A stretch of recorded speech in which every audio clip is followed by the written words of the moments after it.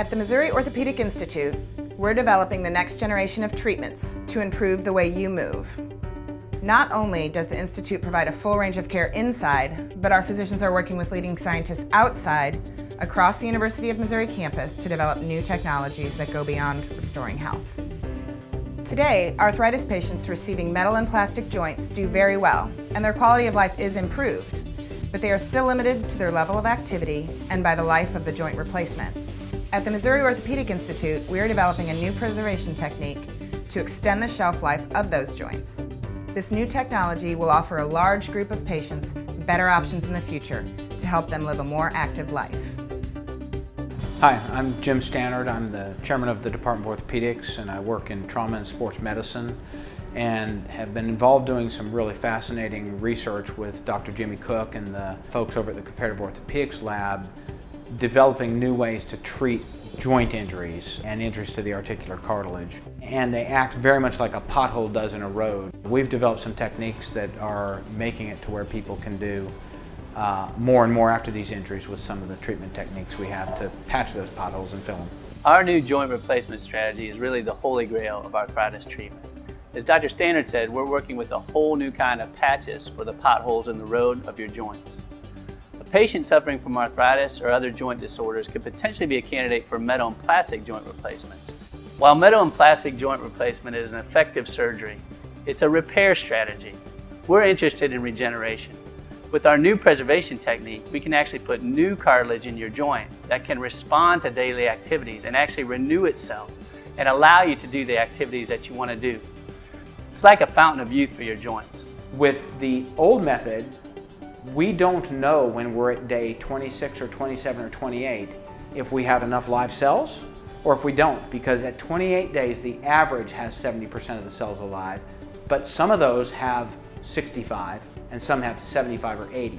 Dr. Cook has developed a technique where we think we can preserve them for 70, 80, maybe even 90 days. Instead of putting in a graft that's 26 or 7 days old and has 72% of the cells alive when the threshold for failure is 70, I may put one in you that's 45 days old but has 95% of the cells alive and is way, way, way more likely to succeed. This time period makes the grafts more usable and of higher quality. That difference is huge. Right now, only 20% of donated graft material gets used. With our technique, we will increase that significantly, which is a benefit to everyone. So one great example of this is Buddy. He's a dog from southern Missouri, and unfortunately he was injured in a field trial and had 4 other surgeries elsewhere before he came to us at Mizzou. Mr. Haley, his owner, was really at his last resort in terms of trying to help Buddy out. With our regenerative strategy, we were able to replace his joint, not only return him to a comfortable lifestyle, but get him back to winning field trials. We're getting more and more people as our population ages that are not wanting to settle down to a sedentary lifestyle. This technology provides an alternative where you don't have to be told, I'm sorry, you're worn out and you're going to have a total joint and you got to stop doing these things you love. And I think this technology is changing the game where we can do that. And who knows where the upper age limit is. I hope to test that. The next step would be to actually build our own joints. And we're so close. In the lab, we can create a customized joint for each individual patient. What's really, really exciting is the three-dimensional printing and the ability to grow a new distal femur or proximal tibia or joint. We're working right now on a solution using 3D printing that can actually create a scaffold, a model if you will, to put human cells on. Then, with our bioreactor mechanism, we can turn those cells into real cartilage, which could then become an implant that's designed for the specific patient. We can grow the cartilage in the lab, then we can exercise it. We can make it walk, run, do push-ups, lift weights, and all the other activities that you would do for your real joint. Then we can implant it just like the metal and plastic, but in this situation, it's regeneration instead of repair. The Mizzou advantage and the Mizzou spirit that exists. We are one of only a handful of campuses in the country that have a med school and a vet school and an engineering school, all on the same campus and quite frankly within an easy walk from one another. That totally changes the ability to collaborate. The thing I really love about this partnership is its uniqueness. This is really happening nowhere else in the world except at Mizzou. Every single day, scientists in the lab work together with clinicians in a teamwork approach for the benefit of the patient. At Mizzou, we really do everything as a team to make life better for our patients. You don't have to be an elite athlete to learn how to move better. At the Missouri Orthopedic Institute, we're using some of the latest motion capture technology to help us pinpoint our patients' exact needs. By capturing hundreds of details with this new DARI system, our therapists can design a custom treatment plan to get you back on your feet faster, or just back into what you enjoy doing the most. At the Missouri Orthopedic Institute, we found a whole new way to track how you move and help you move better. We've taken some of the special effects technology used in Hollywood and now are using that same type of precision to help our patients with a new motion capture analysis system called the DARI.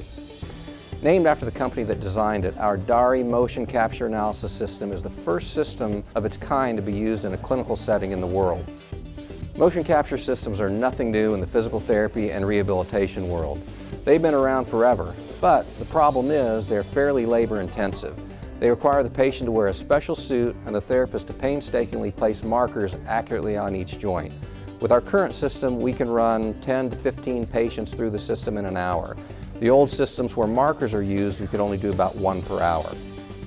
By capturing real-time data, the DARI gives us a more precise diagnosis of your problems, and it does this very quickly because we're not using the traditional techniques. In a few short minutes, we can capture hundreds of details about how one person moves.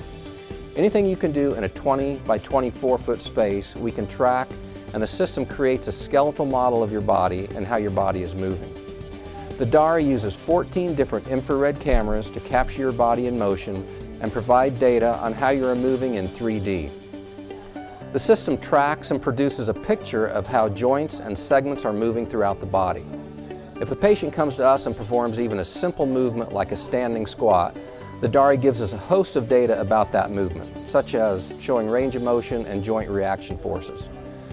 Through various mathematical calculations, the DARI can map out where the joints and bones are inside of your body, and that's how it's able to capture how your joints and your body segments are moving. Through this, we can look at symmetry, movement restrictions, and functional imbalances.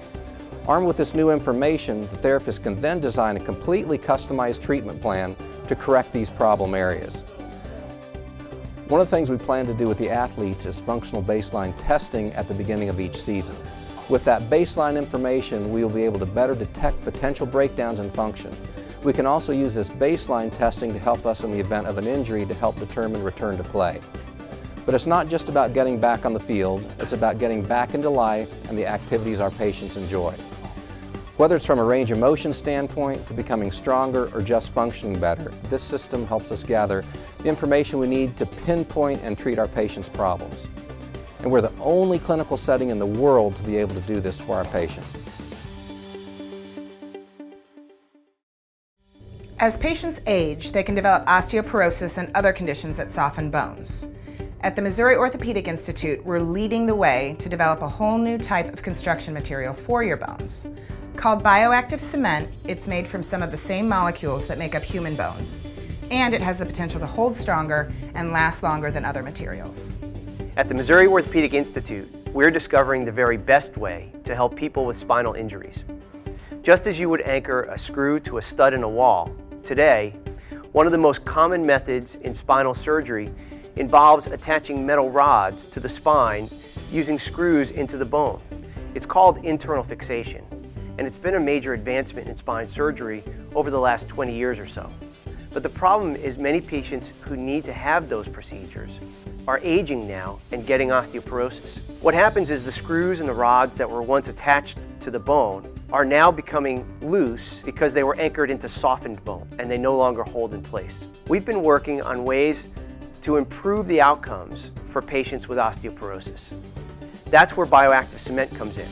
It's made from some of the same molecules that make up human bone, and we found that this type of cement holds great potential. The cements currently in use are inert. Sometimes those inert cements can loosen in the body over time. But it turns out that if we coat screws with certain bioactive substances, you can make the screws more secure. The bioactive material cements so your own bone cells can tunnel into it. The process essentially turns the cement into your own bone over time. We're studying how the body responds to these bioactive cements and the techniques used over longer periods of time. Our team has a computer model that we've created that replicates the same scenario that makes these screws fail in the same way we see them fail in human patients. For example, if a screw starts getting stressed in an osteoporotic bone, we've learned it toggles in its hole and then starts to pull out. But if we cement the hole before putting the screw in, we've learned there is a much better chance for success. We have patients that are getting older and want to continue to have a high function and quality in their lives. We don't want to tell them, I'm sorry, you have an osteoporotic spine and we can't fix that. That's not acceptable. We want them to be out having an active quality of life. This new technique could benefit anyone who has soft bones and needs surgery to stabilize a part of their spine. One of the things that drew me here was the collaborative power that our campus holds. With the College of Engineering and the veterinary school right here, I can go into the operating room in the morning and in the afternoon collaborate with these different experts across campus. We at Mizzou are at the nexus of discovery, and together we can move the field forward.